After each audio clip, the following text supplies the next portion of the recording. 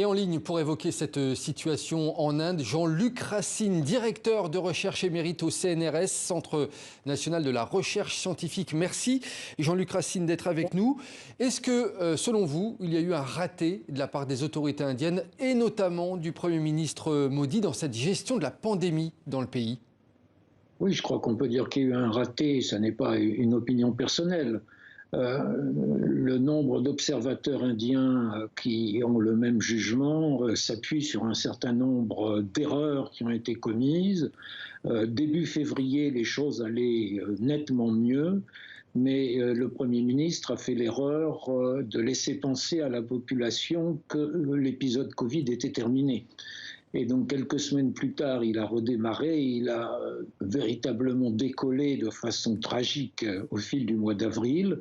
Et donc, aujourd'hui, la situation est véritablement catastrophique.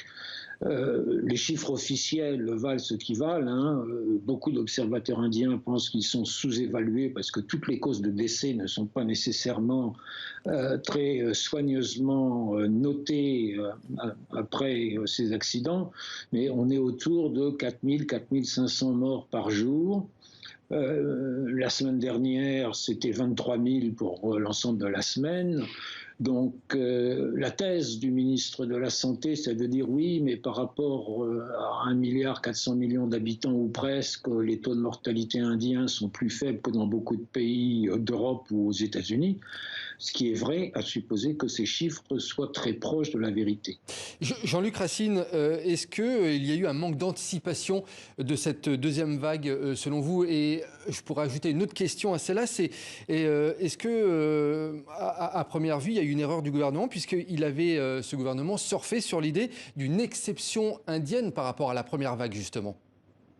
Oui, on peut comprendre le concept d'exception indienne au tout début de la première vague, où lorsque Narendra Modi, le Premier ministre, a décidé d'un confinement sévère et totalement abrupt du jour au lendemain, il y avait quelques centaines de décès en Inde. Le problème, c'est que face à des pandémies de ce type, et un certain nombre d'épidémiologistes, voire des partis de l'opposition, avaient signalé qu'après une première phase, il pouvait y en avoir une seconde. Cette menace n'a pas véritablement été prise au sérieux. Les campagnes électorales dans chaque État indien ont été maintenues sans que soient respectées les normes de prudence vis-à-vis du Covid. On sait que le grand pèlerinage annuel, le grand pèlerinage de la Kumbh Mela dans la vallée du Gange a été maintenu, alors que des millions de personnes affluent sans masque. Donc oui, il y a eu des imprudences du gouvernement, c'est ce qu'on lui reproche souvent aujourd'hui. Jean-Luc Racine, justement, il pourrait y avoir en quelques mots une des conséquences politiques suite à cela?